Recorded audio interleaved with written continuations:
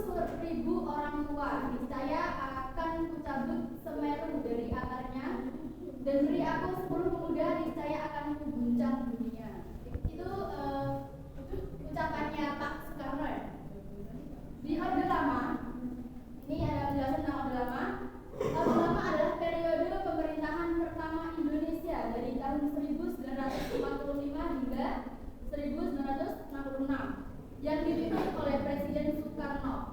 Jadi Orde Lama itu adalah orde pemerintahan yang pertama kali yang ada di Indonesia, dimulai dari tahun 1945 sampai 1966 yang dipimpin oleh Presiden Soekarno.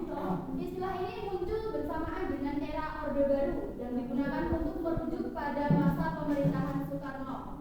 Orde Lama ditandai dengan perjuangan mempertahankan kemerdekaan serta periode demokrasi liberal yang kemudian beralih ke demokrasi terpimpin dengan konsolidasi kekuasaan di tangan Soekarno.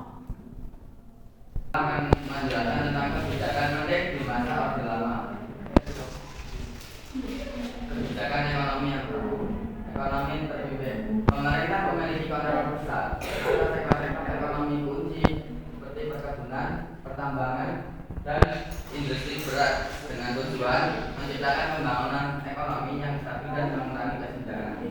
Terus langkah dramatis untuk menurunkan nilai uang kertas rupiah menjadi 10% dari sebelumnya untuk mengendalikan inflasi dan situasi ekonomi yang tidak stabil.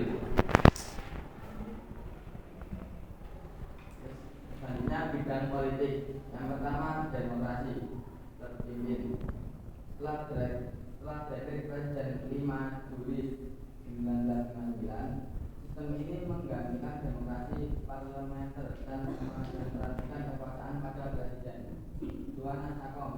Konsep ini bertujuan menyatukan berbagai ideologi, yaitu nasionalisme, agama, PKI, dan komunisme PKI sebagai upaya penyatuan. Namun, hal ini menimbulkan ketegangan ideologi di masyarakat. 3. Manifesto politik yang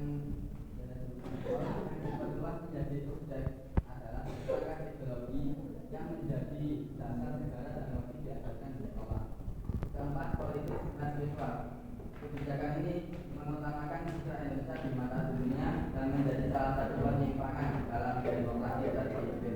10 September 1965, peristiwa G30S atau PKI adalah sebuah upaya kudeta yang terjadi pada malam 30 September hingga dini hari 1 Oktober 1965, di mana 7 perwira tinggi militer Indonesia dibunuh, menyebabkan terjadinya perubahan politik besar dan berakhirnya kekuasaan Presiden Soekarno untuk memulai era Orde Baru di bawah kendali Soeharto. Pada 30 September 1965 menyebabkan gejolak politik dan ekonomi yang parah di seluruh Indonesia. 2. Aksi mahasiswa. Tuntutan mahasiswa yang dikenal dengan Tritura. 3. Pemberontakan rakyat mendesak Presiden Soekarno untuk memulihkan situasi yang kacau.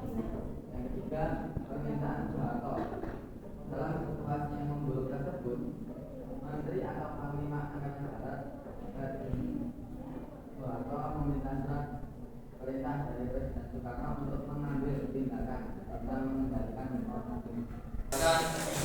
Warisan dan dampak Orde Lama. Warisan politik. 1. Penguatan identitas nasional berhasil menanamkan semangat nasionalisme dan identitas bangsa di tengah keberagaman Indonesia. 2. Kebijakan luar negeri bebas aktif